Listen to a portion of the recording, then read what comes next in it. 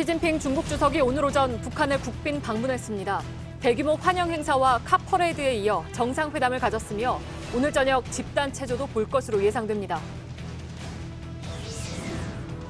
시진핑 주석의 환영식은 외국 정상으론 처음으로 금수산 태양궁전 광장에서 열렸습니다. 북한 노동신문도 시 주석 방북을 대대적으로 홍보하면서 북중 친선을 강조했습니다. 북한 어선이 북방 한계선을 넘어 동해 삼척항까지 들어온 사건에 대해서 정경두 국방장관이 허위 보고나 은폐가 있었다면 엄정히 조치하겠다며 대국민 사과문을 발표했습니다. 문재인 대통령도 어선을 제대로 포착하고 경계하지 못한 부분과 제대로 보고하고 알리지 못한 부분에 문제점이 없는지 철저히 점검하라고 지시했습니다. 전주 상산고와 안산 동산고가 자사고 재지정 평가에서 탈락했습니다. 상산고는 기준점에서 0.39점 모자랐는데 학교 측과 학부모, 동문들이 강하게 반발했습니다. 오늘 새벽 서울 연신내역 근처 식당 골목에서 흉기 난동이 벌어졌습니다.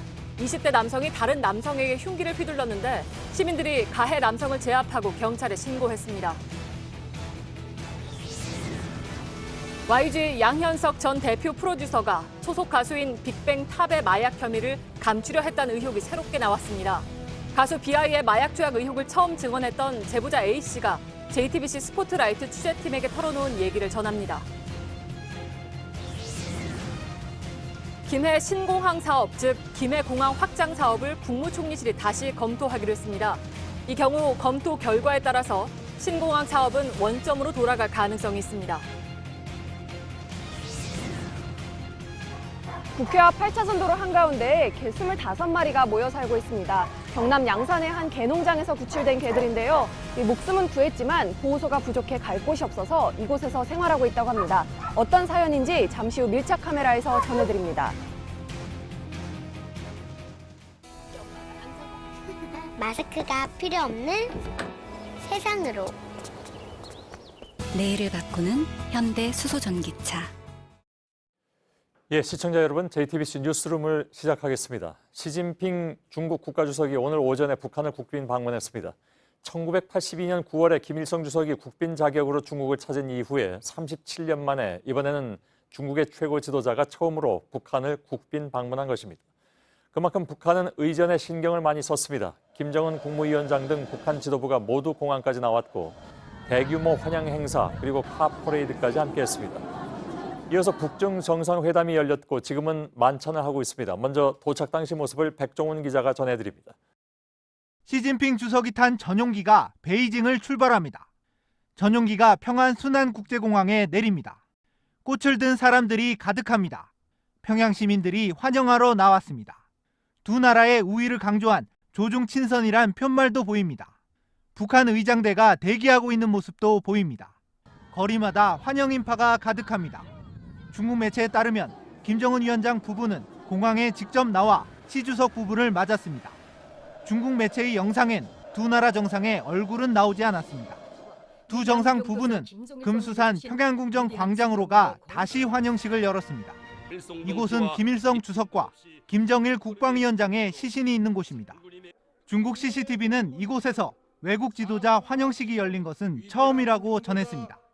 이곳에서도 꽃다발을 든 많은 평양 시민들이 두 정상을 환영했고 무용단의 단체 무용 공연도 이어졌습니다. 두 정상은 이동할 때 카퍼레이드도 한 것으로 전해졌습니다. 루캉 중국 외교부 대변인은 두 정상이 한반도 정세에 대해 회담을 열었다고 밝혔습니다. 구체적인 내용은 나중에 밝히겠다고 덧붙였습니다. JTBC 백종훈입니다. 중국 CCTV는 시진핑 주석의 북한 국빈 방문 소식을 4시간 전쯤 자체 소셜미디어를 통해서 일부 보도했습니다. 북중 두 정상의 얼굴은 공개하지 않았고 대규모 환영 행사와 주요 동선을 보여주는 형식이었습니다. 조금 전인 우리나라 시간 저녁 8시부터 CCTV의 메인 뉴스가 시작됐는데 베이징 연결하겠습니다. 신경진 특파원이 연결되어 있습니다. 자, CCTV가 시 주석 국빈 방문을 어떻게 보도를 하고 있습니까? 예, CCTV는 지금 환영식을 막 보도를 시작했습니다. 아직 회담의 구체적인 내용까지는 전하지 않고 있습니다. 앞서 중국 관영 매체는 수교 70주년을 맞은 북중 관계가 핵심 의제라고 보도했습니다. 경제 지원 문제와 비핵화 방안이 주로 협의될 것이란 관측입니다. 오늘 논의된 내용은 다음 주 주요 20개국 회의에서 시 주석이 트럼프 대통령에게 전할 것으로 보입니다. 예. 자, 두 정상은 그럼 지금 만찬을 하고 있나요?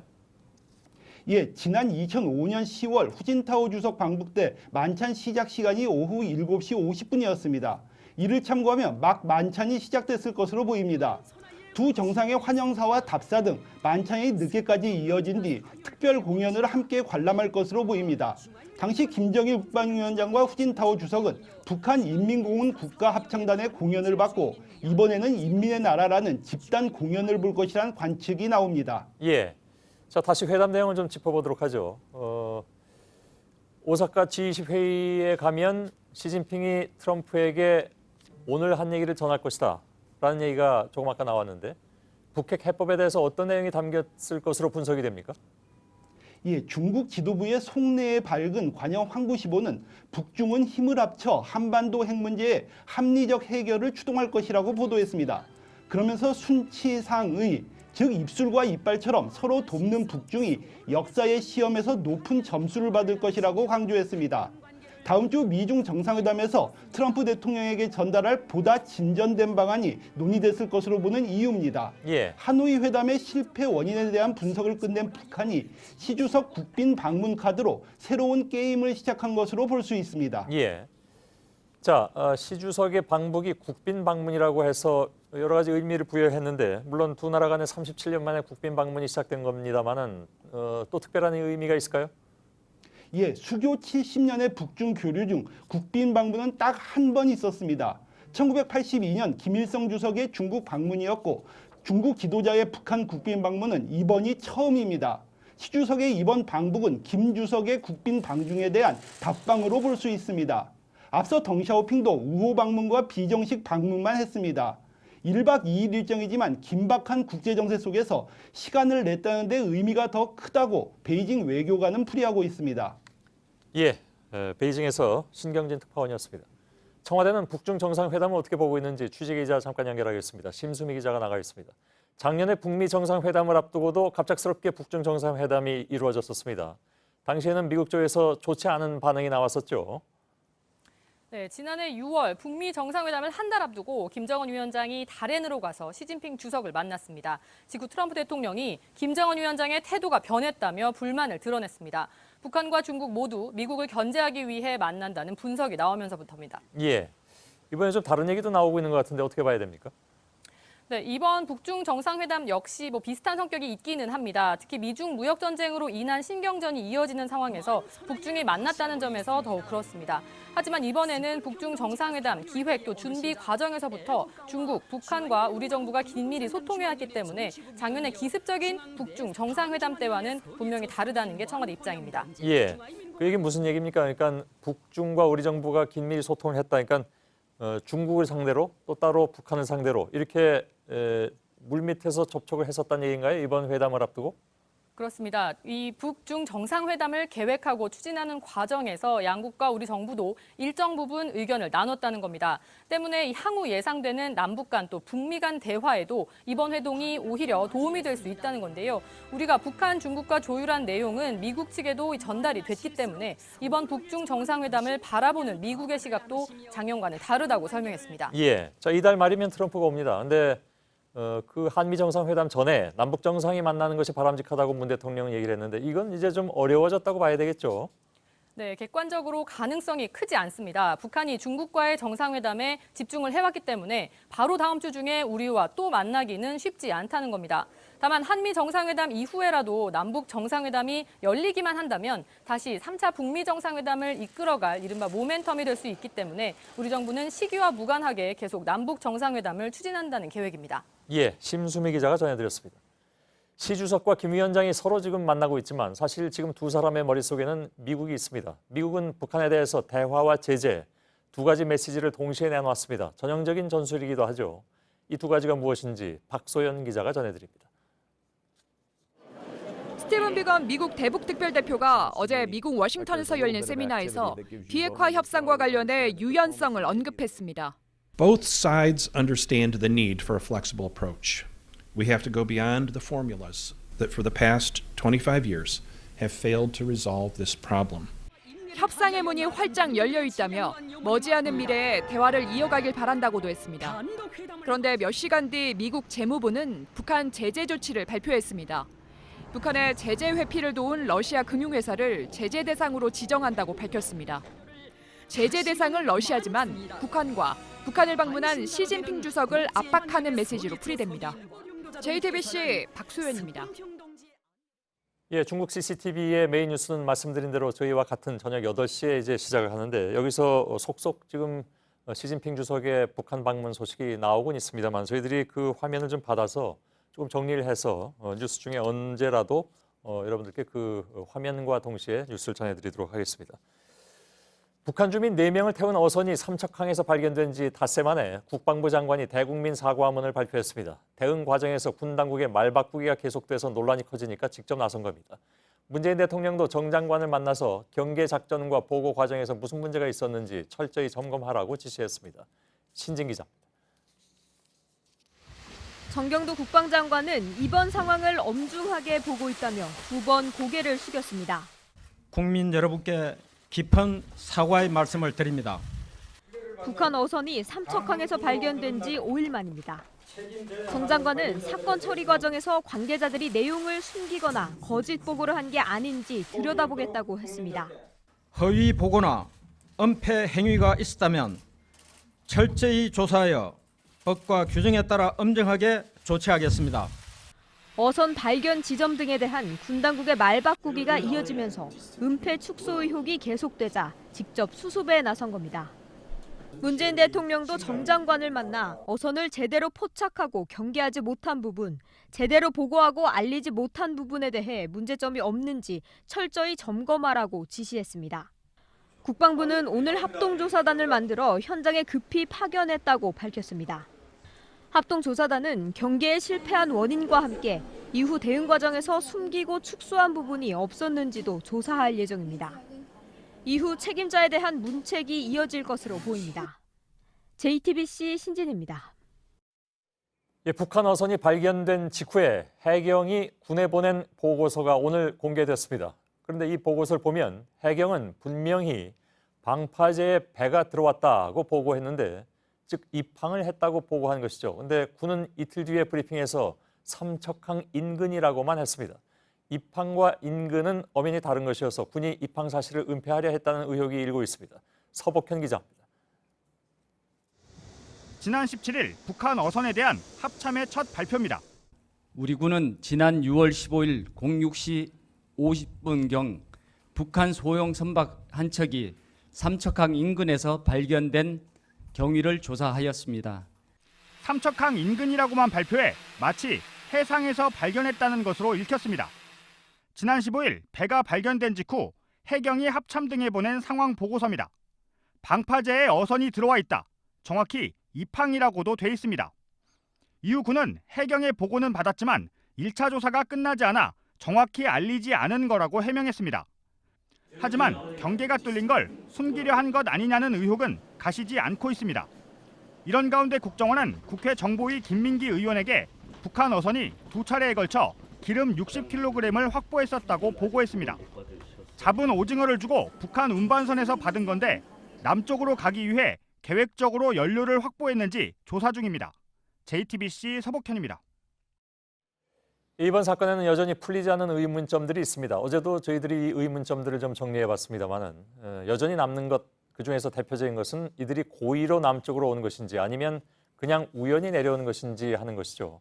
국정원 스스로도 추가 조사가 필요하다고 하는데 이미 2명은 돌려보냈습니다. 이것도 쉽게 납득이 안 된다는 평가입니다. 유선희 기자입니다. 국정원은 북한 주민들이 처음부터 넘어오려 한 것으로 보인다고 국회에 보고했습니다. 고기잡이를 하고 그리고 이제 갑자기 방향을 틀어서 남하를 한 거니까 처음부터 이 기준의 의도는 있었던 것 같은데. 하지만 이후 설명은 조금 다릅니다. 첫 조사 때 4명이 모두 북한에 돌아가겠다고 했다가 나중에 2명이 마음을 바꿔 남았다는 겁니다. 처음부터 넘어오려 했다는 것과 북으로 돌아가려다 뒤늦게 마음을 바꿔 남았다는 설명은 앞뒤가 맞지 않습니다. 국정원은 증거가 부족하다고 했습니다. 38도 20분 정도 고까지는 현재 집회에서 흔적이 남아있는데 그 이후는 흔적이 남아있질 않아서 진술에 의존하고 있는데 그런데 국정원은 이미 2명을 북으로 돌려보냈습니다. 의존할 진술 자체도 이제 줄어든 겁니다. 국정원은 귀국 요청서를 쓰면 특별히 입증할 게 없는 한 돌려보내는 게 맞다고 설명했습니다. 야당 국회 정보위원들은 이해할 수 없다는 반응입니다. 입증할 것도 조사할 것도 많은데 국정원이 너무 빨리 돌려보낸 것 아니냐는 지적입니다. JTBC 유선입니다.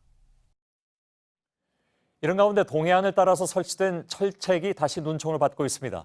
해안 감시를 잘 하라고 쳐놓은 건데 제대로 역할을 못한다는 것이죠. 주민들만 불편하니까 차라리 철책을 걷어내라는 목소리가 커지고 있습니다. 조승현 기자입니다. 삼척항에서 3km 정도 떨어진 해안도로입니다. 드라이브와 낚시 명소로 알려진 곳입니다. 도로 아래를 보니 해안선을 따라 철조망이 길게 늘어섰습니다. 중간중간 군 초소도 보입니다. 해안 경계와 감시를 위해 군 당국이 설치한 겁니다. 하지만 주민들에게 성가신 존재일 뿐입니다. 경치 많이 안 좋잖아요. 노후가 돼가지고 녹슬어가지고 밑으로 막 떨어지고 여기 이런 것처럼. 이렇게 강원 동해안 6개 시군에 설치된 군 경계 철책은 183km에 달합니다. 130km는 이미 없앴거나 없앨 예정이지만 52km는 그대로 남습니다. 주요 군사시설이나 해안 등 경계가 취약한 지역엔 적 침투를 막기 위해 필요하다는 게 군 당국의 판단입니다. 반면 주민들은 오래전부터 철책이 필요 없다고 주장했습니다. 이번에 북한 선박이 삼척까지 오는 동안 우리 군이 까맣게 몰랐던 게 드러나자 주민들의 생각은 확신이 됐습니다. 민간인을 갖다가 자꾸 규제를 하고 타짜는 이유도 군사작전이라고 얘기하는데 나는 무슨 작전을 갖다가 펼치는지 모르겠어요. 거기다. 철책을 없앤 곳에 대체 감시 장비를 설치합니다.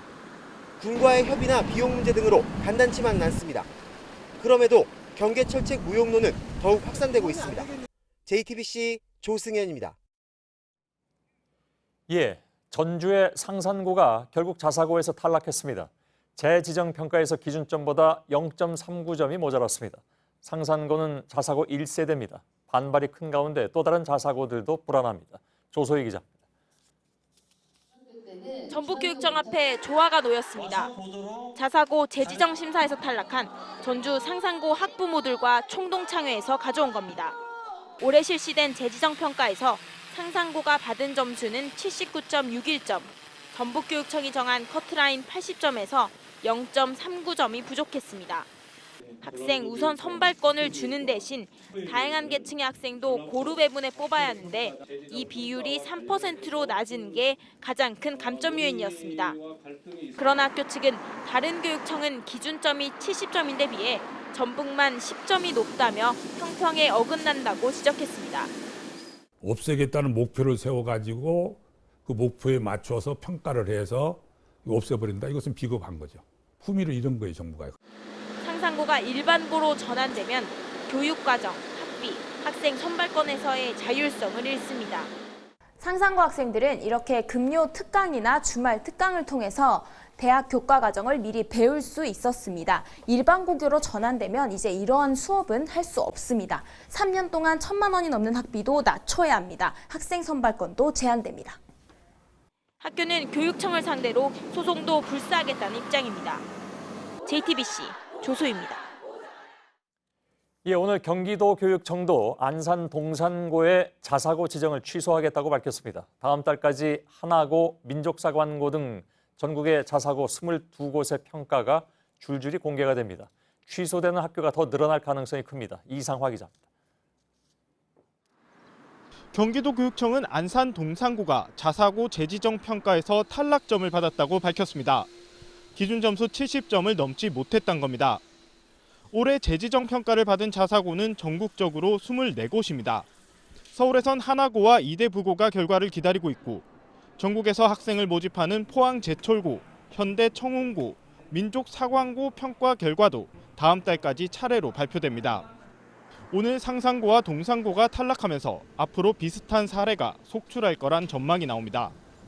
지금까지 12곳의 자사고가 일반고로 전환됐지만 서울 미림여고를 제외하면 모두 학생 모집에 어려움을 겪다 스스로 택한 길이었습니다. 2014년 서울과 경기도 교육청 평가에서 안산 동산고 등 7곳이 기준점에 못 미쳤습니다. 하지만 재지정을 취소하려는 교육청 결정을 교육부가 반대해 무산됐습니다. 자사고 폐지를 공약으로 내세운 이번 정부에선 교육부가 반대할 가능성이 크지 않습니다. 지정 취소 위기에 처한 자사고들은 소송에 매달릴 걸로 보입니다. 특히 평가 지표를 바꾸거나 기준점을 일방적으로 올린 곳은 치열한 법정 다툼이 예상됩니다. JTBC 이상화입니다. 윤석열 서울중앙지검장이 검찰총장 후보자가 되면서 선배 검사장들의 사퇴가 이어질 것이라고들 했습니다. 함께 총장 물망에 올랐던 봉욱 대검찰청 차장검사가 손으로 쓴 편지를 내부망에 띄워서 떠나겠다고 밝혔습니다. 검찰 내부에서는 윤 후보자의 선배 검사장 20여 명 가운데 일단 절반 안팎이 떠날 것이라고 보고 있습니다. 강보들 기자입니다. 봉욱 대검찰청 차장검사가 오늘 오전 검찰 내부망에 손글씨로 쓴 사직 인사를 올렸습니다. 윤석열 검찰총장 후보자가 지명된 지 사흘 만입니다. 봉 차장검사는 사법연수원 19기로 윤 후보자보다 4기수 위입니다. 검찰총장 추천위원회가 법무부 장관에게 추천한 후보 4명 중 1명이기도 합니다. 문재인 정부의 첫 대검 차장으로 2년 넘게 일했습니다. 봉 차장검사는 노련한 사공이 험한 바다를 헤쳐나가듯 세찬 개혁의 물결 속에 공정한 국민의 검찰로 발돋움할 것을 믿는다고 전했습니다. 봉 차장검사를 시작으로 윤 후보자보다 선배인 19기부터 22기 사이 검사장들의 사퇴가 이어질 걸로 보입니다. 이달 초 수사권 조정안에 반대하는 이메일을 국회의원들에게 보낸 21기 송인택 울산지검장도 최근 사의를 밝혔습니다. 다만 어제 국회 사법개혁특별위원회에 나간 박상기 법무부 장관이 윗기수더러 나가란 뜻은 아니다라고 말해 윤 후보자의 동기 상당수와 일부 선배가 검찰에 남을 것이란 관측에 무게가 실립니다. JTBC 강보들입니다. 예, 말씀드린 대로 중국의 CCTV는 저희와 같은 시간인 8시에 메인 뉴스가 시작이 되는데 그 첫 소식부터 시진핑 주석의 평양 방문 소식을 전하고 있습니다. 그래서 저희들이 지금까지 일단 보도된 내용을 조금 정리를 해서 다는 전해드릴 수 없고요. 일부 정리를 해서 주요 장면만 여러분들께 바로 전해드리도록 하겠습니다. 김소현 기자가 옆에 나와 있습니다. 어서 오세요. 예. 자, 지금 보면 환영 행사라든가 회담을 했다는 소식은 이미 전해드렸는데 영상은 이제 처음 들어오는 거죠? 네, 사전에 낮에 이제 보도가 나오면서 1분 정도 영상이 공개됐는데 거기에는 시민들과 이렇게 환영하는 모습들만 담기고 두 정상의 모습은 전혀 담기지 않았었습니다. 이거를 방금 전에 8시에 이제 중국 CCTV를 통해서 처음 공개가 된 겁니다. 예, 거기는 두 사람의 얼굴이 나옵니까? 예, 그렇습니다. 나오네요, 지금 보니까. 화면 보면서 얘기하죠. 예. 자, 이건 공항인 것 같습니다. 예, 맞습니다. 예상했듯이 김정은 위원장과 이설주 여사가 공항에 나가서 이제 맞이를 하는 모습이고요. 예. 예, 지금 시주석 내외가 비행기에서 내리고 있고요. 예. 김정은 위원장과 이설주 여사가 맞이하고 있습니다. 화동도 보이고요. 주요 인사들은 다 나왔다고 하던데. 예, 그렇습니다. 김정은 위원장의 동생인 김여정 제1부부장의 모습도 볼 수가 있었고요. 예. 그 외교라인인 이수용 국제부장이라든가 이용호 외무상도 볼 수 있었습니다. 그리고 김영철 부위원장도 모습을 드러내서 눈길을 끌었습니다. 뭐 그렇게 해서 이제 실각한 것은 분명히 아니다. 이런 게 오늘 또 증명이 되는 셈이기도 하고요. 예. 화동들도 나와서 꽃다발을 전달하고 지금 시 주석이 그 참모들과 악수를 나누고 있습니다. 이용호 외무상과 악수 나누고 있고요. 이게 그러니까 오늘 낮의 상황입니다. 예, 그렇습니다. 그것이 중국 CCTV 통해서 처음으로 보도가 되면서 공개된 장면이기도 합니다. 예, 지금 이번에는 김정은 위원장이 중국 측 참모들과 인사를 나누고 있습니다. 앞을 보실까요? 김소연 기자. 자, 그 다음에는 군사열하는 장면이 있다고 하는데 그것도 잠깐 보도록 하겠습니다. 그 공항에서 의장대 사열을 받는 모습이고요. 지금 소리가 들리고 있는데요. 환영 음악 소리도 들립니다. 군악대. 여기 군악대 사열을 받고 한때 왜 저 시진핑 주석이 건강 이상설이 있었잖아요. 근데 오늘 지금 화면에서는 그런 모습은 그렇게 안 보이는 보이지는 것 같습니다. 않습니다. 예포를 지금 21발 쐈다고 알려졌는데 아까 그림에서도 잠깐 볼 수 있었습니다. 말씀드린 대로 37년 만에 북빙 방문이 이루어지는 그런 순간이기 때문에 북한으로서는 굉장히 신경을 많이 쓴 것 같고 환영 행사가 뭐 굉장히 좀 성대하게 보이기도 합니다. 사유라는 두 14년 사람의 만에 모습. 중국 국가주석이 북한을 방문한 겁니다. 예. 자, 요 정도로 하죠. 요 정도로 예. 하고 다음 이후에는, 장면이 아마 예. 카퍼레이드인 것 같은데. 예, 저희가 사실 전날에도 리포트를 전해드리면서 예. 카퍼레이드가 있을 것이다라고 예상을 했는데 역시나 볼 수 있었습니다. 예. 사실은 저희에게도 익숙한 장면이잖아요. 지난해 문 남북 대통령이 방문했을 때 예. 똑같은 거리에서. 예, 경로가 똑같습니다. 아, 그렇습니까? 예. 예, 처음에는 그냥 일반 차를 타고 가다가 여명거리에 이르러서 무게차로, 지붕이 없는 차로 바꿔 예. 갈아타고 이제 카퍼레이드를 하는 모습을 볼 수 있었습니다. 예, 지금 그 장면이 계속 나오고 있는데 예. 육교 위에도 환영 인파들이 예. 보이는 거죠. 인파들이 육교 위, 또 아파트에서도 손을 흔드는 모습을 볼 수 있었고요. 예. 그 시민들이 이제 조중친선 이런 구호를 외치거나 그 플래카드를 내건 모습도 볼 수 있었습니다. 예. 무게차, 그러니까 지붕이 없는 차에서 두 사람이 환영 인파에게 손을 흔드는 모습을 보고 있습니다. 네, 여명거리는 아무래도 김정은 위원장 집권 이후에 만든 신도시이기 때문에 김정은 위원장 입장에서는 아마 보여주고 싶은 그런 장소가 아니었나 싶습니다. 예. 또 있습니까? 정상회담 소식이 네. 들어와 있다고 하던데. 오늘 이제 가장 중요했던 내용이 금수산 태안궁 광장에서 환영 행사가 열렸다는 내용인데요. 외국 정상을 지금, 거기서 환영한 건 처음이라면서요? 예, 그렇습니다. 예. 지금 나오고 있는 것은 정상회담 영상이 먼저 나오고 있는데 이게 사실 가장 중요한 장면이기도 하죠. 예, 그렇습니다. 지금 이것은 금수산 영빈관에서 회담이 열렸다고 중국 측에선 보도가 됐는데요. 저희가 지금 저희 정부가 파악하기로도 금수산 영빈관이라는 것은 따로 지금 저희 정부가 파악하고 있는 것이 없습니다. 그래서 아무래도 백화원 영빈관이 금수산 태양궁전 옆에 있다 보니까 그것을 금수산 영빈관이라고 한 게 아닌가 싶은데요. 아, 예. 금수산 영빈관이라는 것은 아예 존재하지 않는다. 그래서 백화원 영빈관일 것이다. 예, 이런 아직까지 얘기가. 확인되지 않고 있는 거고요. 예. 여기서 시진핑 주석은 사회주의 국가가 조중 관계의 본질이다라고 얘기를 했고 국제 정세가 어떻게 변해도 북중 우위는 변함이 없을 것이라고 했습니다. 예. 회담에는 이용호 외무상과 이수용 국제부장, 최용해 등이 이제 배석을 했고요. 예. 중국에서는 왕이 국제부장과 양제츠 외교 담당 정치국원 등이 배석을 했습니다. 예, 조금 아까 왕이 국제부장은 화면에도 보였습니다. 네, 오늘 하이라이트는 사실은 그 금수산 태양궁 광장 환영 행사 영상을 좀 보여드리면 좋을 텐데요. 그건 뭐 아직 안 들어왔기 때문에 보여드리질 못할 것 같고요. 예, 여기까지만 일단 보도록 하겠습니다. 아마 회담의 첫 부분만 공개가 됐을 것이기 때문에 주요 내용은 좀 기다려봐야 알 수 있을 것 같고. 그렇습니다. 앞에 한 얘기들은 뭐 대개 할 수 있는 얘기들, 네. 의례적인 얘기들이 오간 것 같습니다. 잘 봤습니다. 김소영 기자였습니다. 네, 다음 소식입니다. 오늘 새벽 서울 가련동의 한 식당 골목에서 흉기 난동이 벌어졌습니다. 술에 취한 20대 남성이 다른 남성에게 시비를 걸고 갑자기 흉기를 휘둘렀습니다. 시민들이 가해자를 붙잡아서 경찰에 넘겼습니다. 이희령 기자입니다. 흰색 셔츠를 입은 남성이 술에 취한 듯 비틀거립니다. 길을 가다가 한 식당 앞에 앉아있던 남녀에게 다가갑니다. 잠시 얘기를 나누는가 싶더니 갑자기 남성의 목을 밀치고 주먹으로 얼굴을 때립니다. 몸싸움이 커졌고 흰색 셔츠를 입은 남성이 손을 빠르게 위아래로 휘두릅니다. 오늘 새벽 2시 40분쯤 서울 가련동 연신내역 근처 식당 골목에서 흉기 난동이 벌어졌습니다. 여기서 이렇게 막 찌르는 게 저는 장난인 줄 알았는데 이게 그 흉기를 들고 소지한 다음에 상대를 찌르고 있던 거예요. 팔을 끝까지 놓지 않아가지고. 놀란 시민들이 모여 가해자 A씨를 제압하고 경찰에 신고했습니다. 피해자는 목과 뒷머리 등 여러 군데 상처를 입었지만 다행히 생명에 지장은 없었습니다. A씨와 피해자 모두 병원으로 옮겨졌습니다. 20대 중반인 A씨는 당시 술에 취한 상태였다고 합니다. 경찰은 A씨를 특수상해 혐의로 입건하고 조만간 이들을 불러 조사할 예정입니다. JTBC 이희령입니다. YG의 양현석 전 대표 프로듀서가 소속 가수인 빅뱅의 탑의 마약 혐의를 감추려 했다는 의혹이 새롭게 나왔습니다.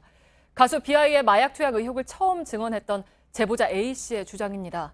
A씨는 JTBC 이규현의 스포트라이트 취재진에게 탑의 대마 흡연을 감추려고 YG가 자신을 미국으로 보내려 했다고도 말했습니다. 박창규 기자입니다. 가수 탑이 대마 흡연 혐의로 경찰에 붙잡힌 건 2017년 3월입니다. 함께 대마를 흡연한 제보자 A씨가 같은 달 먼저 체포됐고 이후 탑도 붙잡혔습니다. 둘이 함께 마약을 한 시기는 2016년 10월쯤. A씨는 YG 양현석 전 대표가 당시 탑의 대마 흡연 사실을 알았고 이를 감추려 했다고 주장했습니다. YG가 너 미국 가 있는 동안 저희 검찰이랑 경찰이 다 봐주겠다고 오면 걔 다 없어져 있을 거라고. 그래서 그거 믿고 간 거였거든요. 그해 11월부터 YG가 해외로 나가라고 여러 차례 요구했다고도 말했습니다. 실제 A씨는 12월 9일 미국으로 떠납니다.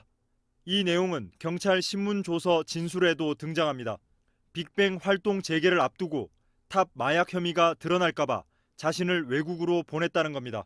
12월 달에 활동을 했을 거야. 근데 양현석이 그 중간에 제가 만약에 잡혀 들어가면 활동이 어그러지니까. 신문조서에는 애초 한 달만 머물다 돌아오려 했지만 소속사 대표가 한두 달 뒤에 들어오라고 했다는 진술도 나옵니다. A씨는 양 전 대표가 수사기관과 친분을 과시했다는 의혹도 제기했습니다. 나는 네가 증거 등록했는지 안 했는지 다 확인할 수 있고 증거서를 볼 수 있는 사람이라고. 양 전 대표는 JTBC 이규현의 스포트라이트 취재진과 만나 수사기관에 아는 사람이 전혀 없고 제보자의 일방적인 주장일 뿐 전혀 사실이 아니라고 해명했습니다. JTBC 박창규입니다. 네, 그런데 제보자 A씨에 대한 검찰의 대응이 좀 석연치 않은 구석이 있습니다. 검찰은 A씨가 미국으로 출국한 사실을 열흘 뒤에야 알았던 것으로 보입니다. 당시 검찰이 A씨에 대해서 왜 출국 금지 조치도 안 했는지가 관심입니다. 김필중 기자입니다. 검찰은 2016년 12월 가수 비아이의 마약 의혹과 관련해 최초 제보를 했던 A씨를 재판에 넘기지 않기로 했습니다. A씨 역시 마약을 투약한 혐의를 받고 있었습니다.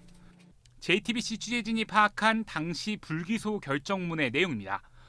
제보자 A씨가 2016년 12월 9일 미국으로 출국해 다음해 2월 8일에 귀국한다고 적혀 있습니다.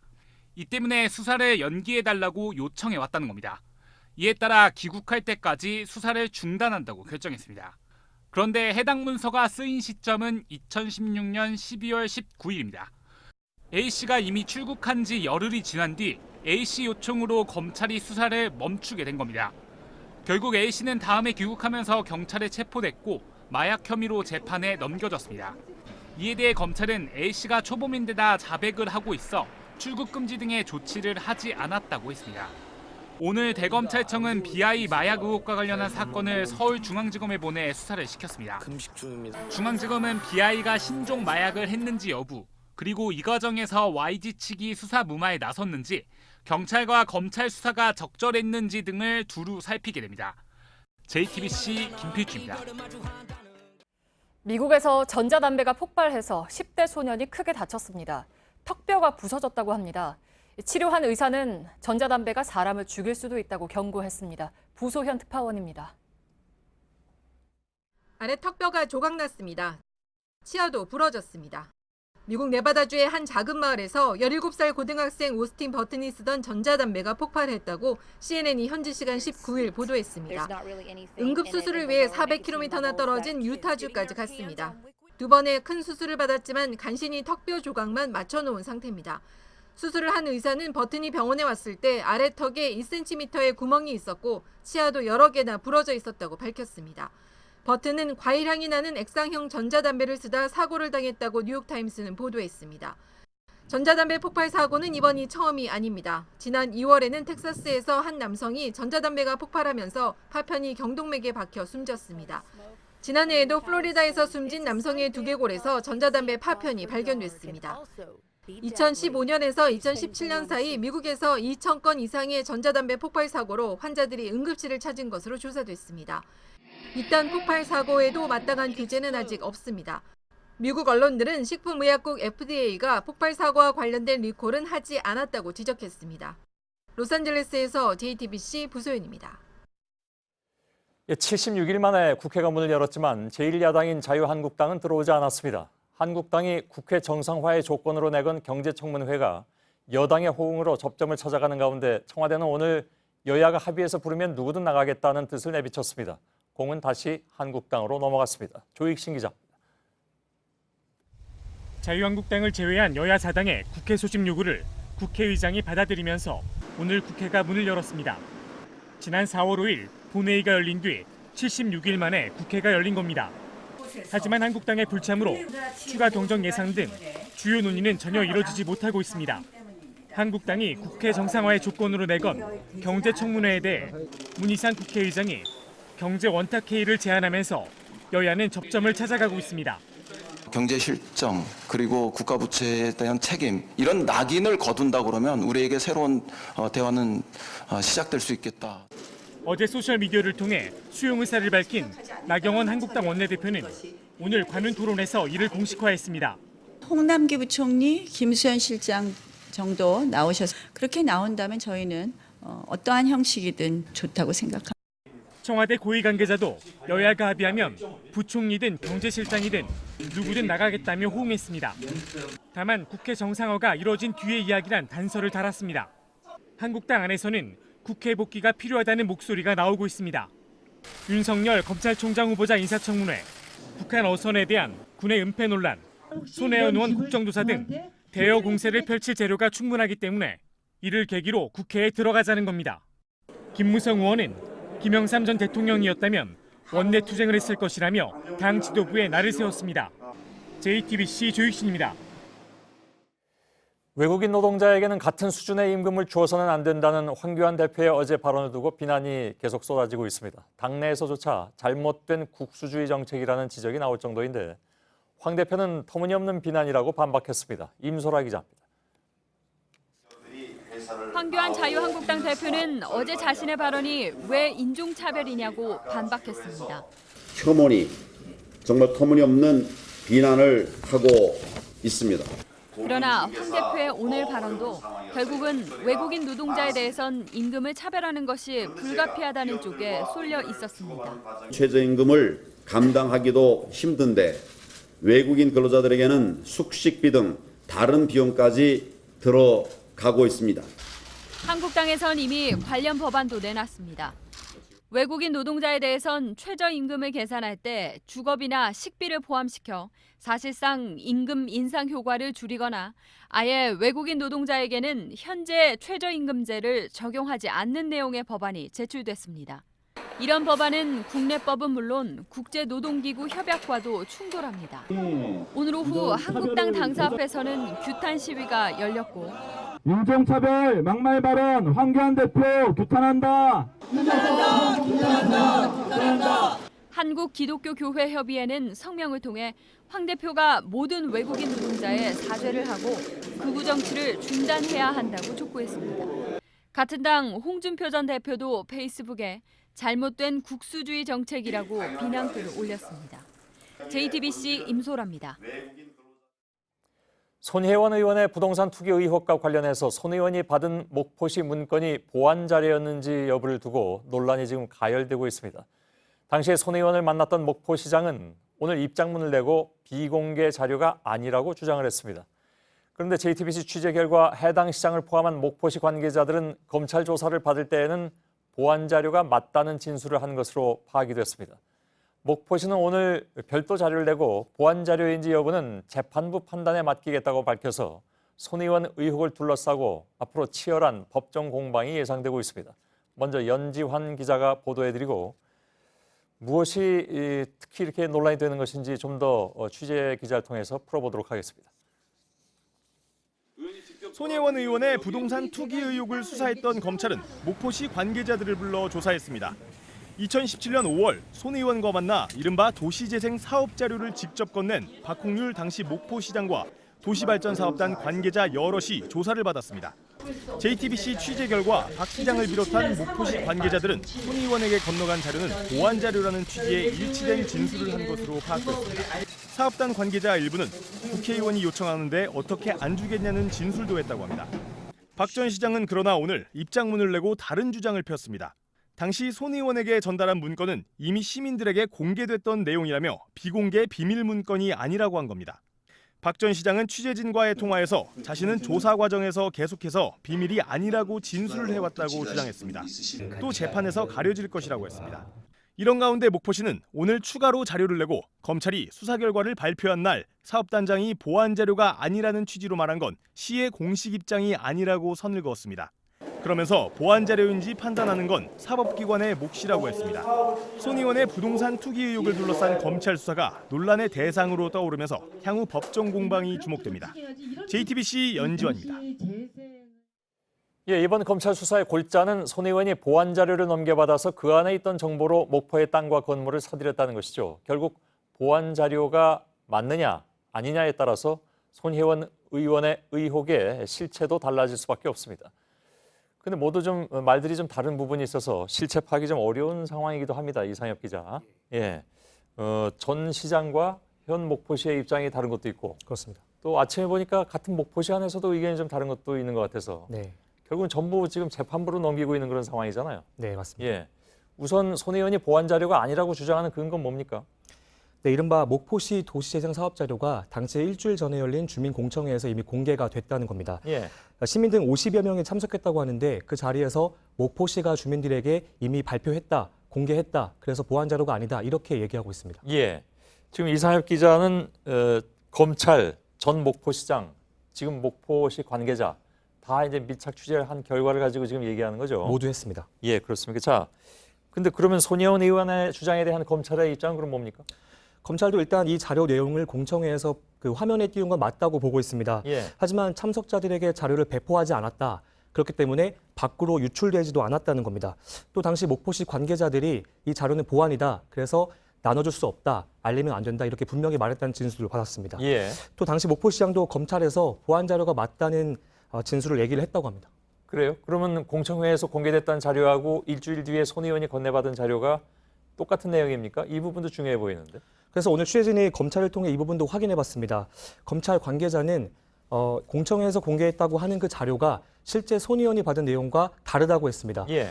이미 공개된 자료를 받았다는 손 의원 주장이 성립하지 않는다는 겁니다. 예. 반면 손 의원은 공청회 자료에서 일부 내용을 발췌한 것일 뿐이지 다르지 않다고 했습니다. 예. 바꾼 것이 아니라 발췌했다라는 그런 주장이잖아요. 손 의원 주장은 그렇습니다. 예. 오늘은 그 당시 목포시장이 보완 자료가 아니라면서 이제 공개적으로 입장을 냈습니다. 근데 그건 또 검찰 조사 때 하고 입장이 달라진 건지 같은 건지 박 전 시장하고 직접 통화를 했다면서요? 직접 통화했습니다. 박홍률 전 목포시장은 검찰 조사에서도 자신은 비밀이 아니라고 계속해서 부인했다고 주장했습니다. 예. 검찰에 따르면 조서엔 그렇게 돼 있지 않다 이렇게 질문을 했는데 그러니까 조서에는 비밀이라고 했다고 박 그렇습니다. 전 시장이. 검찰에 따르면.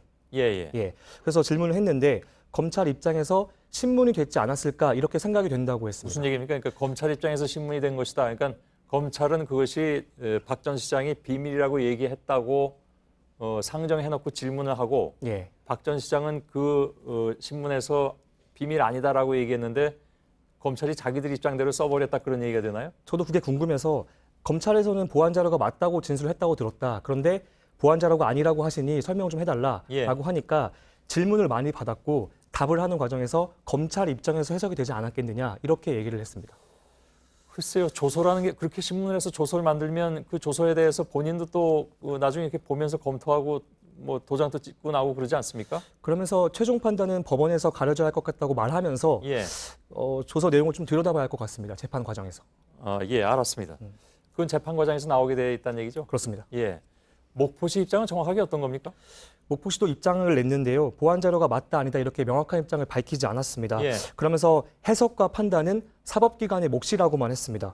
지금 결론적으로 목포시와 당시 목포시장 그리고 검찰의 입장이 모두 다릅니다. 그러네요. 그렇기 때문에 재판 과정에서 치열한 공방이 벌어질 수밖에 없게 됐습니다. 이 손 의원의 부동산 투기 의혹이 검찰 수사로 매듭을 짓지 못하면서 논란을 부추기는 모양새입니다. 예, 알았습니다. 이상엽 기자였습니다.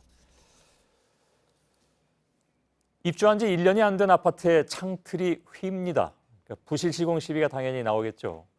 이건 평당 9천만 원을 호가한다는 서울 강남의 최고가 아파트 역시 이런 논란을 피해가지 못했습니다. 정부도 오늘 대책을 내놨는데 전다빈 기자입니다. 서울 서초구의 한 아파트입니다. 국내에서 가장 비싼 아파트 중 하나로 거론되지만 입구에는 이렇게 부실 시공을 비판하는 현수막이 걸려 있습니다. 주민들은 입주한 지 1년밖에 안 됐는데 창에 물이 맺히고 창틀이 뒤틀렸다고 말합니다. 예전에 살때 맨날 샤시해도 이렇게 가열하지 않았는데 시공사가 질 낮은 자재를 쓴 데다 하자 보수도 적극적으로 하지 않았다는 게 주민들의 주장입니다. 반면 시공사 측은 하자의 98%를 이미 보수했고 자재도 계약서대로 사용했다며 맞서고 있습니다. 이처럼 아파트가 부실 시공됐다며 분쟁조정위원회에 들어오는 신고는 매년 3,000건에서 4,000건에 달합니다. 갈등이 끊이지 않자 정부가 대책을 내놨습니다. 가장 눈에 띄는 건 입주자가 미리 아파트를 점검할 권리를 법으로 정하겠다는 겁니다. 사전 점검에서 드러난 문제를 입주 전까지 고치지 않는 건설사엔 과태료를 물립니다. 그래도 고치지 않으면 지자체가 사용검사를 내주지 않을 수 있고 이 경우 입주도 불가능해집니다. JTBC 전다빈입니다. 예, 지난달에 부산대 미술관 건물 외벽에 벽돌이 쏟아져 내려서 60대 미화원이 숨졌죠. 이번에는 대구의 한 고등학교 건물에서 똑같은 사고가 일어났습니다. 학교 측이 불과 2주일 전에 자체 안전 점검을 벌였는데 아무런 이상도 발견하지 못했습니다. 김백기 기자입니다. 붉은 벽돌이 있어야 할 자리에 하얀 건물 내벽이 그대로 드러났습니다. 수백 장의 벽돌이 쏟아진 1층은 폭격을 당한 듯 폐허가 됐습니다. 오늘 새벽 4시쯤 대구 영남구 도서관의 3층 외벽이 무너져 내렸습니다. 이 도서관은 1990년 지어졌습니다. 1층엔 매점이, 2층과 3층엔 도서관이 있어 평소 많은 학생들이 오가던 곳입니다. 이른 시간에 일어난 사고여서 다행히 다친 사람은 없었습니다. 매점 가는 길이라 급식 먹고 나오는 게 무슨 학교 측은 지난해부터 학교 건물들에 대해 정밀 검사를 진행하고 있다고 밝혔습니다. 도서관 건물도 이달 초 자체 점검을 벌였는데 문제가 없다는 결론이 나왔습니다. 하지만 벽에 금이 갔는지 떨어진 벽돌이 있는지 눈으로 검사한 게 전부였습니다. 학교 측은 일단 도서관 건물을 당분간 폐쇄하고 외벽 보강 공사를 하겠다고 밝혔습니다. 앞서 부산대도 미술관 외벽 붕괴 사고 5개월 전 안전 점검을 했지만 건물 마감재나 외벽 조사는 전혀 이뤄지지 않았습니다. 건물 외벽을 망치로 두들기는 충격 검사나 확대경을 통한 근접 검사가 필요하다는 지적이 나옵니다. JTBC 김백기입니다. 예, 저희들이 보도해드렸던 전북 익산의 장전마을, 이른바 암마을이라는 굉장히 불행한 별명을 갖게 됐죠. 이 장전마을 주민들이 비료공장에서 내뿜는 유독 물질 때문에 집단으로 암에 걸렸다는 정부 공식 조사 결과가 발표됐습니다. 전국의 평균치보다 암 발병률이 2배나 높고 특히 피부암은 21배나 됐습니다. 그러나 주민들이 충분한 보상을 받기까지는 소송이 불가피해 보입니다. 박상욱 기자입니다. 암 환자가 처음 발생한 지 13년 만에 정부의 조사 결과가 나왔습니다. 시뮬레이션 결과 비료 공장에서 담배 찌꺼기를 찌면서 1군 발암 물질이 대거 배출됐습니다. 마을로 몰려온 이 연기가 집단 암 발생과 관련이 있다는 게 최종 판단입니다. 마을 주민 99명 가운데 22명이 암에 걸렸고 이미 14명은 사망했습니다. 당초 주민들이 주장한 30명 중 비료 공장이 세워지기 전에 암에 걸렸거나 제대로 조사를 못한 8명은 제외됐습니다. 암 발병률이 전국 평균의 2배를 넘었고 담낭 및 담도암은 16배, 여성의 기타 피부암은 25배나 많았습니다. 하지만 발표를 들은 주민들의 표정은 밝지 않았습니다. 비료 공장과 주민의 암이 관련이 있다고 추정했을 뿐 정확한 인과관계를 밝히진 못했기 때문입니다.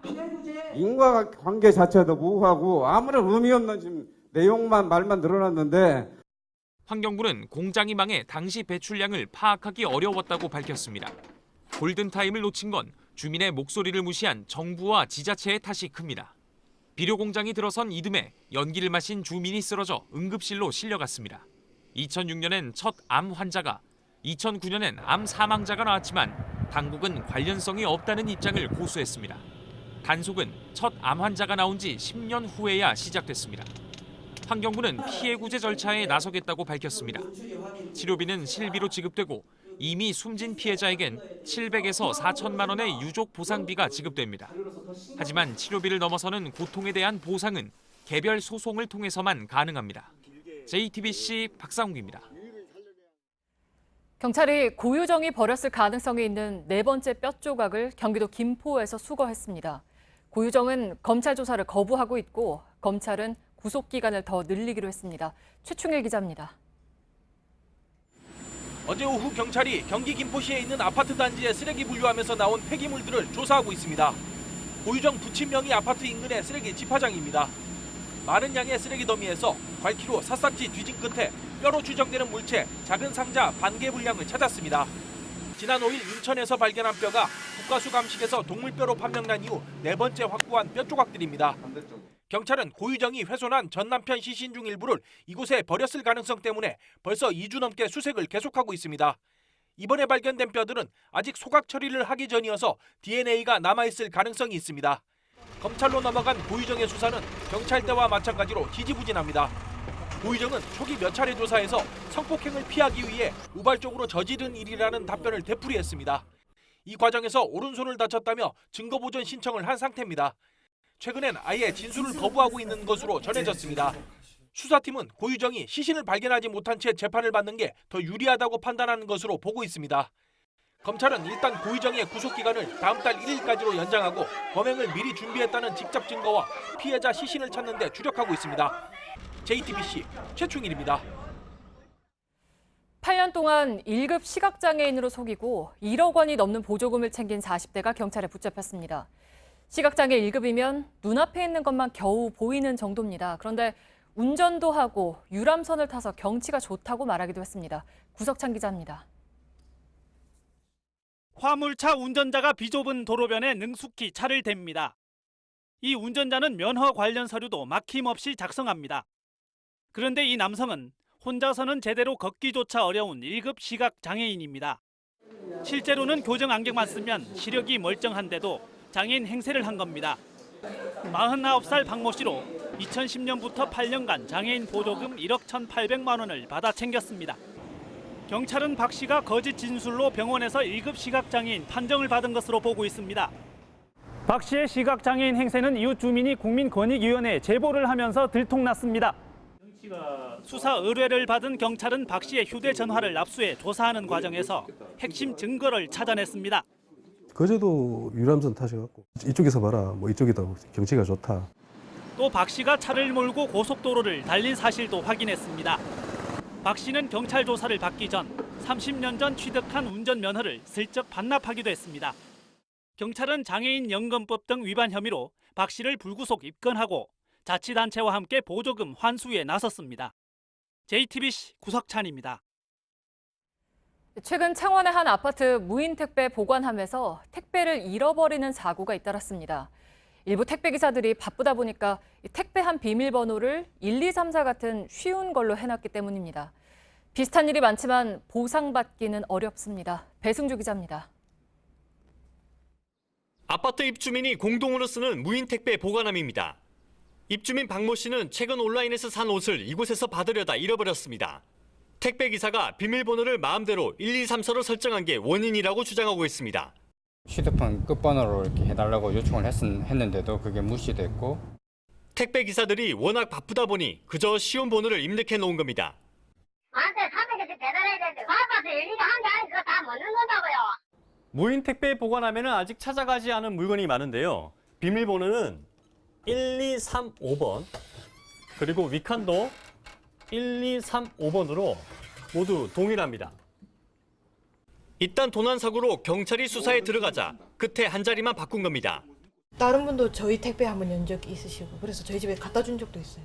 그런데 이런 도난사고는 이곳에서만 벌어지는 게 아닙니다. 한국소비자원에 비슷한 피해 신고가 전국 곳곳에서 들어오고 있습니다. 하지만 택배회사 측은 택배기사 과실보다는 도난사고로 봐야 해서 배상은 어렵다는 입장입니다. JTBC 배승주입니다. 영국 로이터 저널리즘 연구소가 국가별로 가장 신뢰받는 언론을 조사했습니다. 한국에선 JTBC가 1위였습니다. 방송과 라디오, 신문 매체를 통틀어서 가장 자주 찾는 뉴스도 JTBC였습니다. 하지만 전반적인 한국의 언론 신뢰도는 조사 대상 38개 나라 가운데 꼴찌였습니다. 노진호 기자입니다. 영국 옥스퍼드 대학 산하 로이터 저널리즘 연구소가 한국 응답자 2,035명을 대상으로 언론 신뢰도를 물었습니다. 언론 매체를 이용하는 응답자에게 해당 언론에 대한 신뢰도를 0점부터 10점까지 점수로 매겨보라고 한 겁니다. JTBC는 10점 만점에 6.18점을 기록해 언론 중 신뢰도가 가장 높았습니다. 다음으로는 YTN이 5.97점, KBS가 5.83점, SBS가 5.78점, MBC가 5.63점이었습니다. 일주일에 한 번 이상 뉴스를 접하는 데 이용한 언론 매체를 묻는 뉴스 이용률도 조사했습니다. 여기에서 응답자 50%가 JTBC를 꼽았습니다. 방송과 라디오, 신문 매체를 통틀어 가장 높았습니다. 다음으로는 KBS, YTN, SBS, MBC 순이었습니다. 전반적인 한국의 언론 신뢰도는 세계 최하위 수준이었습니다. 뉴스를 전반적으로 신뢰하느냐는 물음에 한국은 22%가 긍정적으로 답변했습니다. 조사가 이뤄진 38개국 중 최하위입니다. 세계의 디지털 뉴스 이용 현황과 특성을 살펴보기 위해 2012년부터 발간되고 있는 디지털 뉴스 리포트는 올해 전 세계 7만 5천여 명을 대상으로 조사가 이뤄졌습니다. JTBC 노진호입니다. 네, 해마다 4월 경북 안동호에는 멸종 위기 중인 쇠제비 갈매기가 날아와서 둥지를 틀고 알을 낳습니다. 그런데 올해는 서식지인 모래섬이 호수물에 가라앉아서 인공섬을 만들어줬습니다. 여기서 잘 지내나 싶었는데 예상치 못한 천적이 나타났습니다. 윤두열 기자입니다.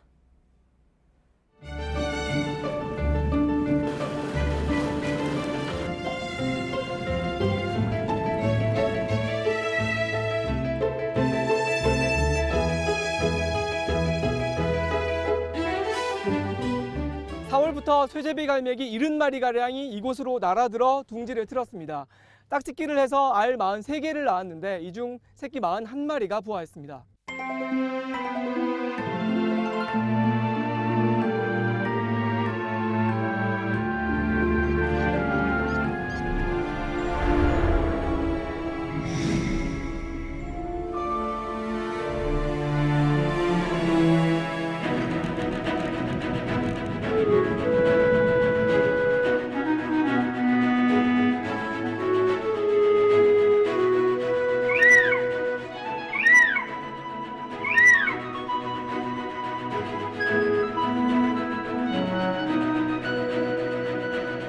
JTBC 윤두열입니다. 네, 지금 보시는 연기를 뿜어내는 이 곤충은 폭탄 먼지벌레입니다. 또 지네같이 생긴 이 곤충은 아메리카 자이언트 밀리피드인데 생긴 대로 이름도 깁니다. 이렇게 특이한 곤충들을 애완용으로도 기릅니다. 이미 시장 규모가 한 해 3천억 원에 달합니다. 강신우 기자입니다. 통통하게 살이 오른 귀뚜라미, 배추잎을 먹고 있는 갈색 거저리. 이미 몇 년 전 먹을 수 있게 허가를 받았습니다. 먹깃거리는 사람들을 위해 가루로 만들어져 다양한 음식으로 식탁 위에 오릅니다. 이뿐만이 아닙니다. 왕진해에선 아토피 치유 물질을 뽑아내고 애기뿔, 소똥구리론 염증 치유 화장품을 만듭니다. 느린 굼벵이의 경주에 아이들이 즐거워합니다.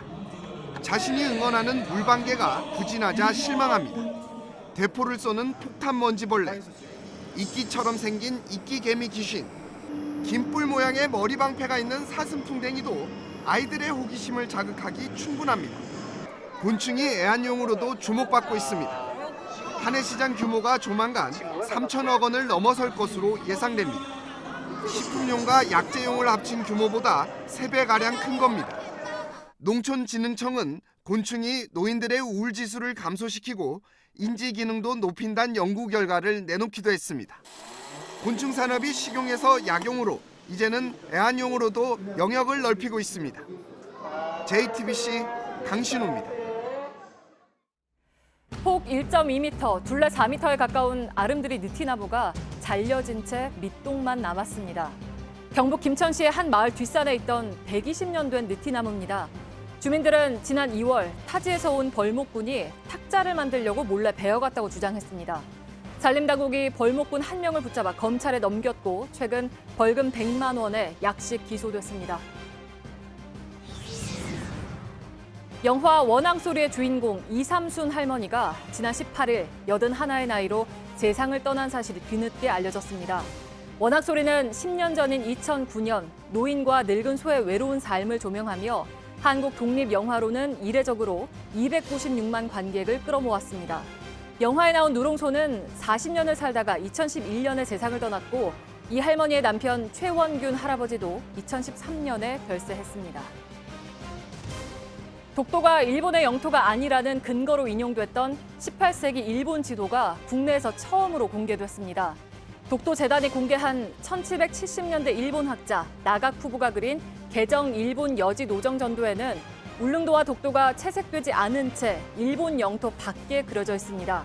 나가쿠부의 이 지도는 일본 막부가 독도를 일본의 고유 영토로 인정하지 않았음을 보여주는 자료로 평가받고 있습니다. 이란의 혁명수비대가 현지 시간 20일 이란 남부 호르무르간주에 들어온 미국의 무인 비행기 드론을 격추했다고 AP통신 등이 보도했습니다. 미군 측은 이란 영토 위에 드론이 없었다면서도 미국 드론이 격추됐는지에 대한 질문에는 자세히 답하지 않았습니다.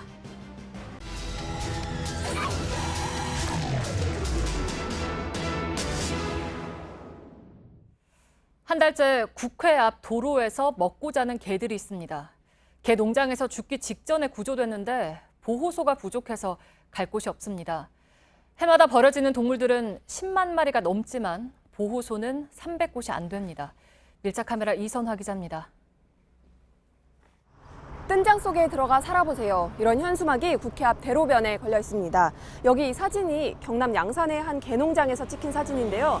당시 이곳에 있던 64마리의 개들은 다행히 모두 구조가 됐지만 아직 25마리는 새 주인을 찾지 못해서 이곳 도로 한가운데 살고 있다고 합니다. 어떤 상황인지 안쪽으로 들어가서 한번 보겠습니다. 차들이 달리는 8차로 가운데 있는 교통섬에 천막이 늘어서 있습니다.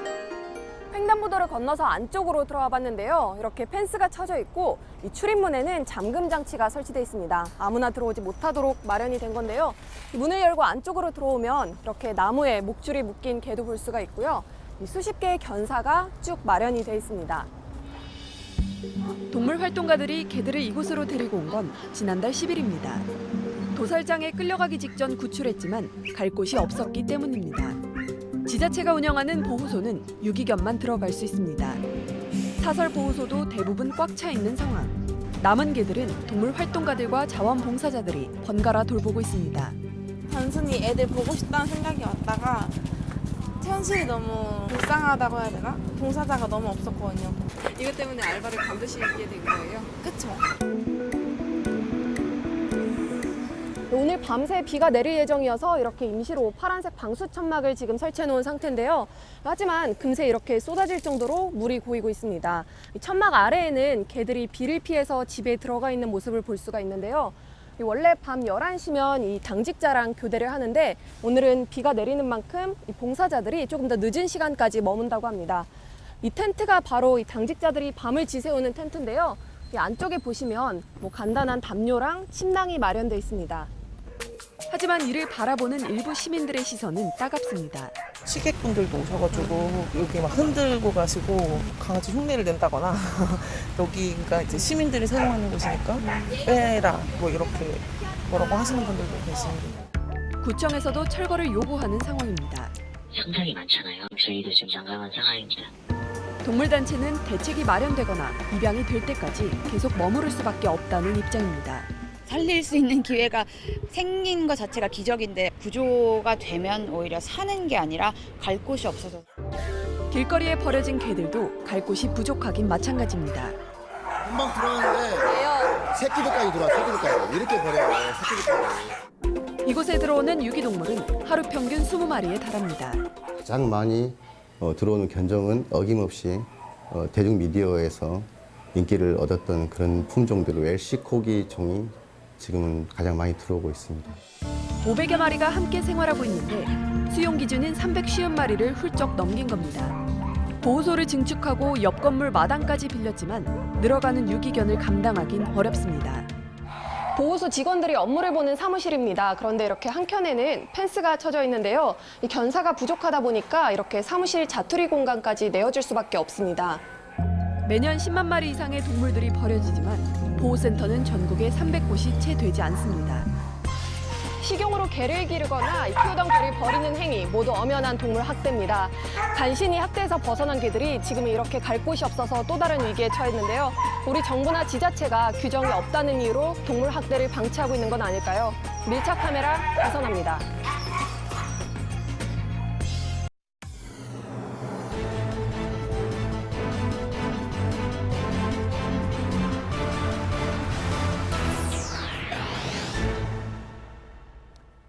예, 뉴스룸의 앵커 브리핑을 시작하겠습니다. 블루 에인절 그리고 연꽃, 그들에게는 아름다운 별칭이 붙었습니다. 푸른 혈관을 잘 찾아내서 아프지 않게 주사를 놓고 한결같은 성실함으로 환자를 보듬은 동양 출신의 간호사들. 낯선 땅 독일에서 그들을 기다리고 있던 것은 간호 업무 중에 가장 험한 일들이었지만 달코 다른 독일어 사전을 펼쳐가면서 그 힘든 시간을 견딜 수 있었던 것은 단지 돈을 벌 수 있었기 때문만은 아니었습니다. 서구 선진국의 의료 기술을 배울 수 있었고 여성에게 보다 자유로움이 허용됐던 나라. 그들에게 독일은 생존을 넘어서 새로운 삶을 살아갈 기회의 땅이 되어주었던 것이죠. 그러나 독일 사회가 마냥 포용력 있게 그들을 품어준 것은 아니었습니다. 1970년대 오일 쇼크로 경제 상황이 어려워지자 독일 역시 자국민 우선 보호주의를 펼치면서 한국의 간호사들을 내치고자 했던 것입니다. 그들은 흰색 간호복의 한쪽 소매를 찢으며 부당한 조치에 항의했습니다.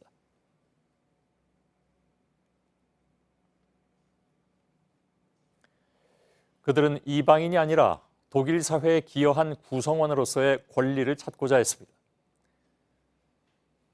똑같은 임금을 주는 것은 공정하지 않다.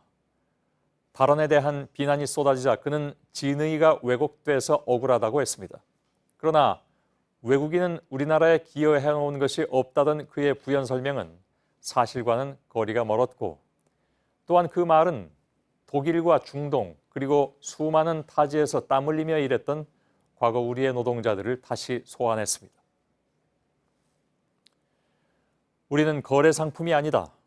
돌아가고 싶을 때 돌아가겠다. 소매를 찢으며 저항했던 독일의 그 우리 간호사들처럼. 스위스 출신 극작가 막스 프리슈는 유럽의 이주 노동자를 다룬 작품에서 정작 그들의 사회 통합에는 관심이 없었던 국가들을 비판했습니다. 그리고 타국의 노동자들에게 사람들이 지녀야 할 최소한의 책무는 바로 이것이라고 강조했죠. 우리는 노동력을 불렀는데 사람이 왔다. 오늘의 앵커 브리핑이었습니다.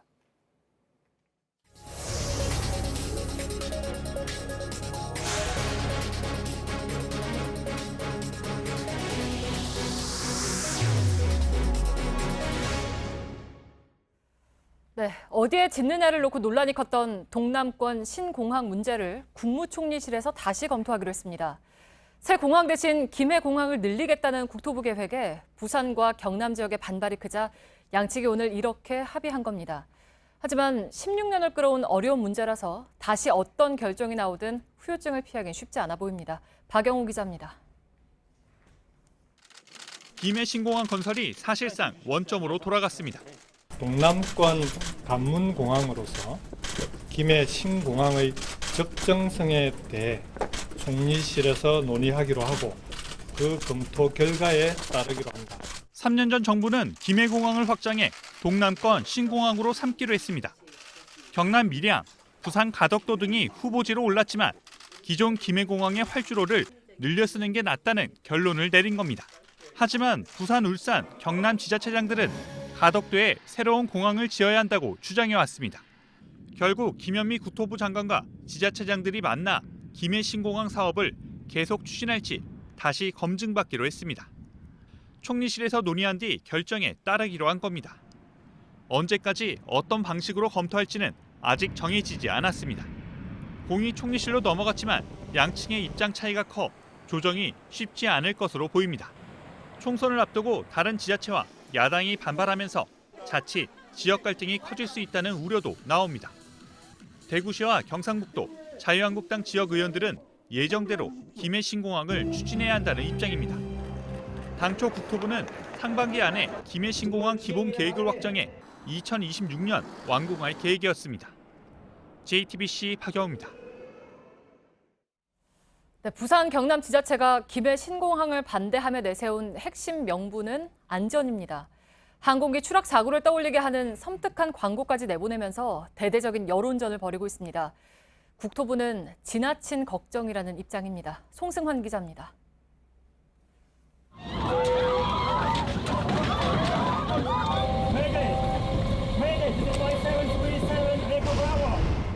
한 편의 재난 영화 같지만 부산시가 만든 TV 광고 영상입니다. 광고에는 2002년 김해 공항에서 일어난 중국 민항기의 실제 추락 사고 장면도 등장합니다. 그러면서 김해 공항의 안전 문제를 집중적으로 부각합니다. 공항 주변에 산이 많아 비행기가 뜨고 내릴 때 위험하다는 주장입니다. 새 공항을 짓는 대신 김해 공항의 활주로를 늘리겠다는 결정을 정면 반박하고 나선 겁니다. 하지만 국토교통부의 입장은 다릅니다. 김해 신공항에는 기존 활주로의 대각선 방향으로 새로운 활주로를 만들 계획입니다. 이 활주로가 생기면 비행기가 산을 피해 이착륙할 수 있고 지금보다 더 안전해진다는 겁니다. 신공항을 둘러싼 쟁점이 소음과 주민들의 불편을 넘어 안전 문제로 옮겨가면서 공방이 더욱 치열해지고 있습니다. JTBC 송승환입니다. 네, 팩트체크 시작하겠습니다. 황교안 자유한국당 대표의 어제 발언이 큰 파장을 일으켰습니다. 관련 기사에 많게는 수천 개의 댓글들이 달렸습니다. 저희가 그 내용을 모두 살펴봤는데 외국인 노동자를 혐오하고 차별하는 거짓 정보들이 상당수였습니다. 오대영 기자 나와 있습니다. 오대영 기자, 정치인의 발언이 얼마나 중요한지를 단적으로 이제 보여주는 사례죠? 그렇습니다. 사실 혐오와 차별을 부추기는 거짓 정보는 그동안에도 있어 왔습니다. 그런데 문제는 어제부터 기사 댓글을 중심으로 해서 다시 한번 확산되는 모습을 보이고 있다는 겁니다. 우리 세금으로 외국인 건강보험 혜택을 준다. 국민이 아닌데 국민연금 혜택을 왜 주냐? 외국인 노동자의 대부분은 불법 체류자다. 대략 이런 내용들입니다.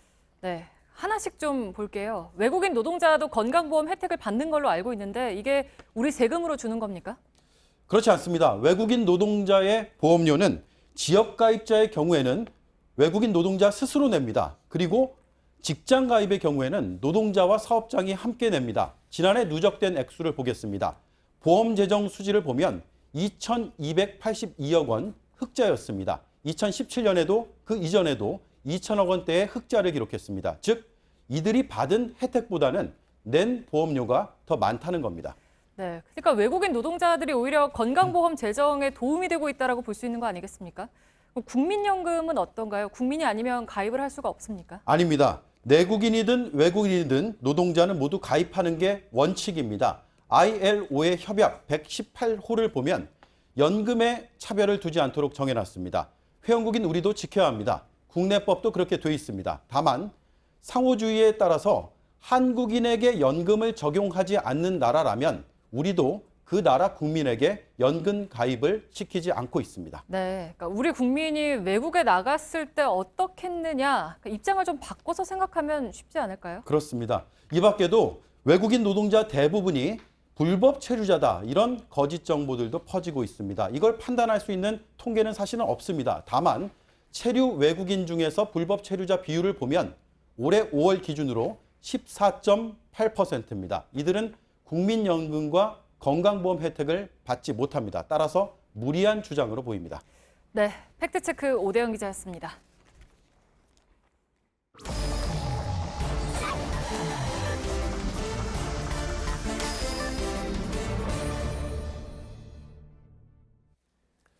예, 비하인드 뉴스를 지금부터 시작하겠습니다. 정치부의 박성태 기자가 나와 있습니다. 어서 오세요. 예. 첫 번째 키워드 열죠. 네, 첫 키워드는 짝사랑 데이터베이스로 잡았습니다. 두 단어가 별로 안 어울리는 것 같은데 아무튼 무슨 얘기입니까? 예, 짝사랑의 대상이 DB화돼 있다, 이렇게 해석할 수 있겠는데요. 예. 한국당이 인재영입위원회 데이터베이스에 약 2,000명 정도를 올려놨다고 합니다. 오, 꽤 많군요. 그렇습니다. 예.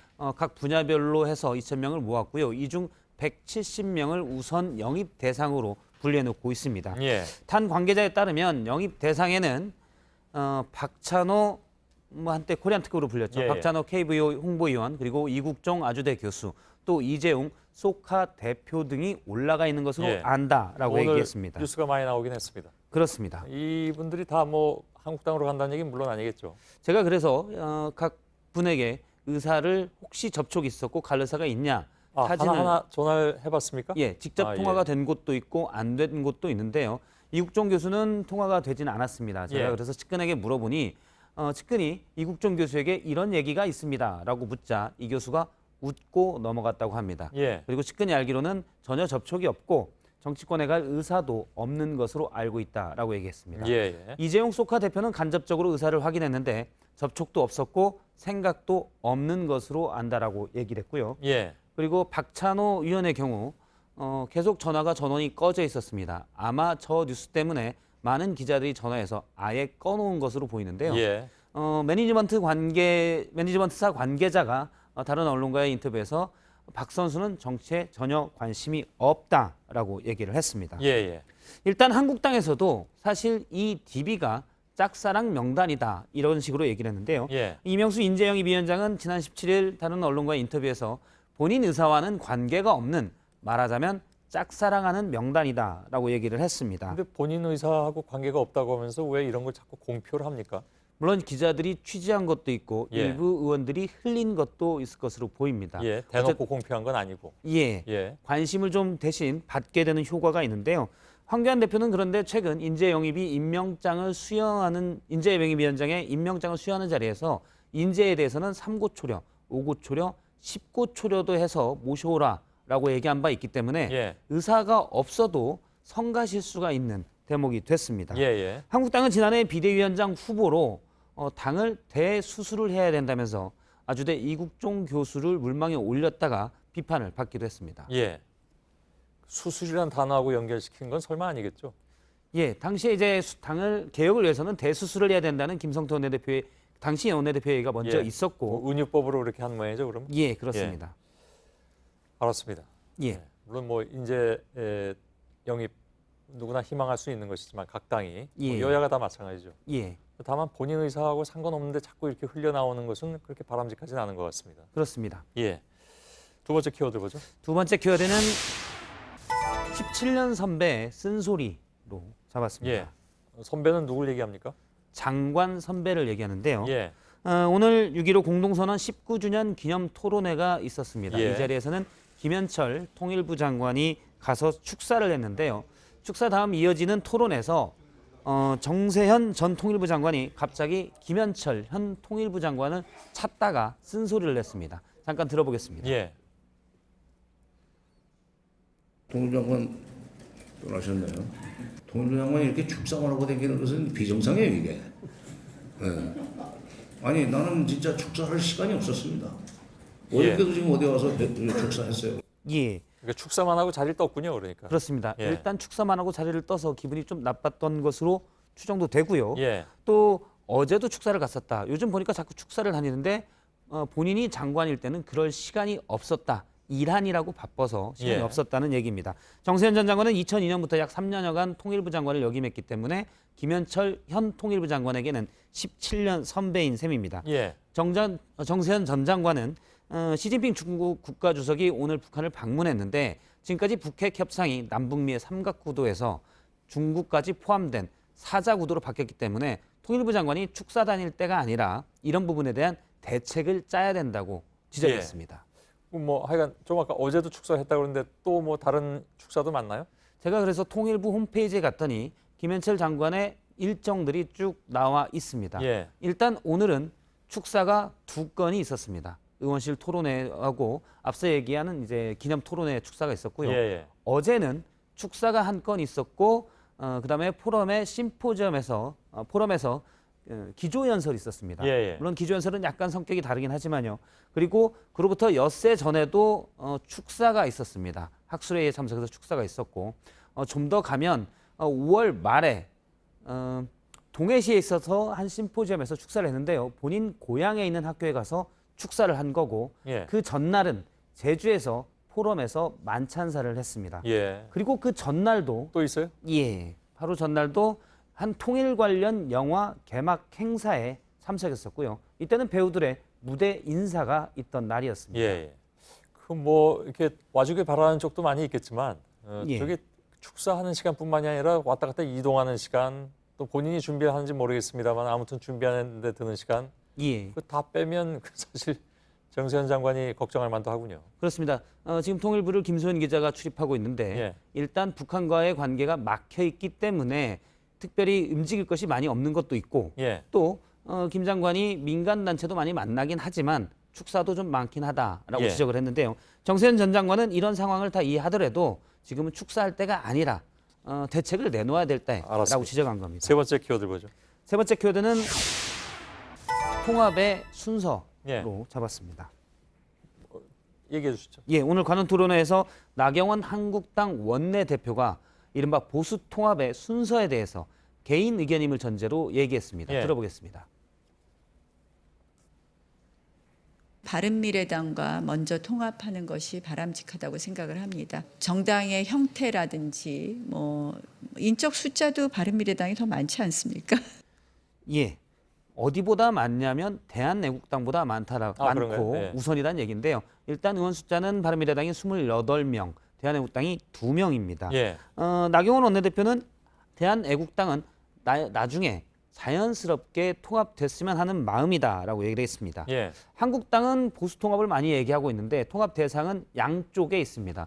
중도 쪽에 가까운 것이 바른미래당이고 그다음에 극우 쪽에 어떻게 보면 가까운 것이 대한애국당인데 예. 오늘 나경원 원내대표는 사견임을 전제로 바른미래당이 먼저다라고 얘기한 거고 이는 사실 대한애국당으로서는 우리는 그러면 아니냐라고 얘기할 수 있는 부분입니다. 예. 그래가지고요. 그런데 그러면 통합 대상인 바른미래당의 반응이 오늘 좀 격하게 나왔습니다. 예. 손학규 대표는 무슨 소리냐? 한국당은 이미 사망 선고를 받은 정당인데 어찌 감히 통합을 얘기하냐라고 반발했고요. 바른정당계인 오신환 원내대표도 뜬금없는 얘기다. 전혀 통합을 고려하고 있지 않다라고 얘기했습니다. 예, 알았습니다. 여기까지 진행하겠습니다. 박성태 기자였습니다. 네, 내일도 전국 곳곳에 비가 오겠습니다. 강원 영서는 최고 50mm, 수도권과 강원 영동, 충청 북부와 경상 일부 지역엔 20mm의 비가 올 거란 예보입니다. 초미세먼지 농도는 부산과 울산, 경남은 나쁨 수준이겠습니다. 예, 저희들은 내일도 최선을 다하겠습니다. 여러분 고맙습니다.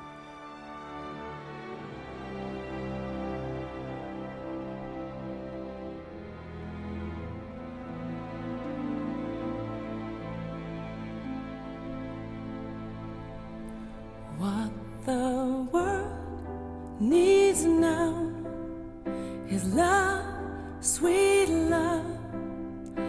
It's the only thing that there's just too little of.